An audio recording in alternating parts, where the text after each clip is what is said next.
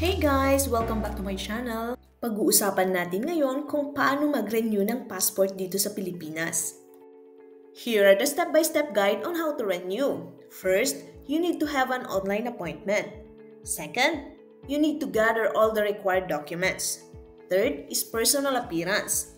After that, we will wait for the processing time. And the last one is for releasing.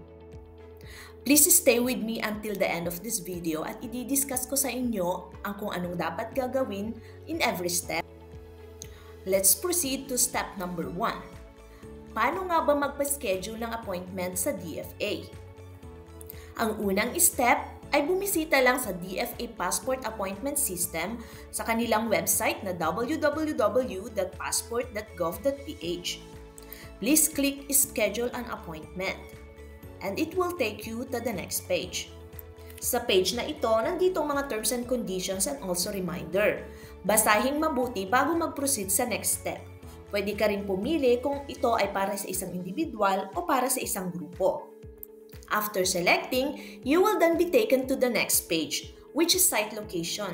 Dito ka makapipili kung saang DFA Consular Office you will need to go para sa personal appearance mo. Pagkatapos mong pumili ng site, you will then be taken to the page where you will need to choose the date and time of your appointment. Pagkatapos mong pumili, you will be taken to the next page, which is the personal information page. Dito sa personal information page, siguraduhin lahat ng ilalagay niyong detalye ay tama. They cannot edit this on site.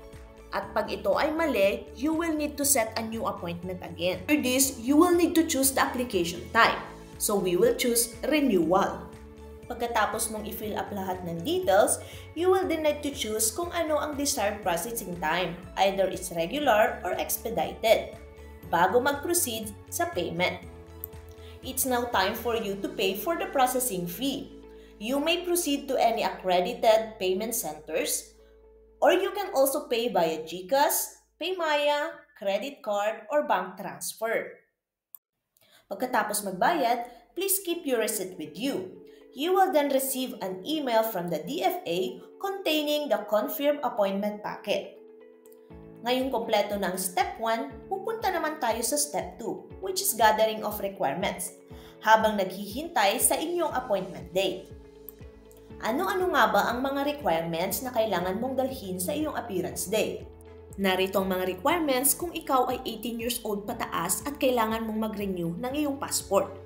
A PSA birth certificate, a valid IDs, which means they are not expired. Narito naman ang mga listahan ng mga valid IDs na kailangan nyo sa inyong passport application. Please provide at least one. Pag wala naman kayo nito, please make one before your appointment date. Of course, the more, the better. And also, a printout of the confirmed appointment packet. Please ensure na i-print nyo sila sa A4 paper. Pag ibang type kasi ng paper ang ginamit, baka may possibility na hindi nila ito tanggapin. Your old or current passport, please bring it with you, together with a photocopy of the data page. Additionally, pag married female ka at gusto mong mag-change ng status mo, these are the things you need to bring. Ngayong nakompleto na natin ang requirements, pupunta naman tayo sa step 3, which is personal appearance. Narito naman ang ilan sa mga important reminders galing sa DFA sa mga passport applicants sa kanilang appointment day. Number 1 on the list is be on time. The DFA advises applicants to arrive at least 30 minutes before their scheduled time. Ang extra time ay kailangan just in case ma-delay ka man o kaya mahaba ang security check sa site, meron kang magagamit na extra oras. Di rin pwede magdala ng kumpanyon sa loob dahil may posibilidad na hindi sila papapasukin. Next on the list is bring all required documents. Have everything you need within reach. Kailangan mong dalhin ang lahat ng required documents, the original and the photocopy of it. And lahat ng supporting documents mo, dapat meron ka ding photocopy nito. Next on the list is to wear appropriate clothing. Make sure na you look presentable sa appointment mo. This means na walang sleeveless tops, shorts, mini skirts o kaya naman slippers. Kahit kompleto lahat ng dokumento mo, Kung you fail to follow the dress code, this may result in denied entry. Also, iwasang maglagay ng too much makeup at saka colored contact lenses. Next on the list is be fully present, which means personal appearance is mandatory. So, regardless of circumstances, either you are minor, senior, or first-time applicant, every applicant must appear in person at the DFA office. Kailangan ng personal appearance dahil kailangan i-capture ng DFA ang iyong biometrics. This will include your photo, your fingerprint, and digital signature during the appointment. Walang exemption. Kahit na iba yung nag-secure ng iyong appointment or somebody else is helping you, you must personally appear to complete the application. Last reminder on the list ay para naman sa mga minor applicants. As discussed earlier, ang minor ay kailangang samahan ng parent o kaya ng legal guardian sa kanilang appointment. Ang DFA ay magre-require ng proof of relationship kagaya na lang ng PSA birth certificate o kaya valid ID or passport ng parent.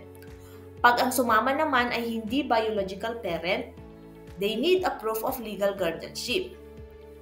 School ID, baptismal certificate o kaya other supporting documents, pwede mo rin siyang ipakita depende sa sitwasyon. Importante na alamin ang mga guidelines ng DFA para sa mga minors bago pumunta sa inyong appointment day. Ngayon naman tapos na tayo sa appearance day, pumunta naman tayo ngayon sa processing time. Gaano nga ba katagal ang hihintayin mo sa processing time ng iyong passport from the day of your appointment?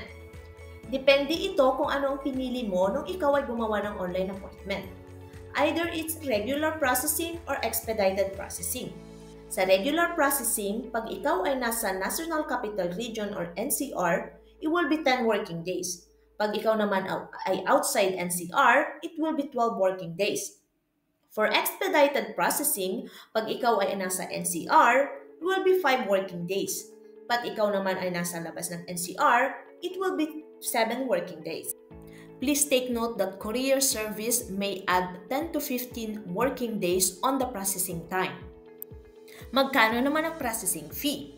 Pag ito ay regular processing, it will cost you 950 pesos. Pag ito expedited processing, it will cost you 1,200.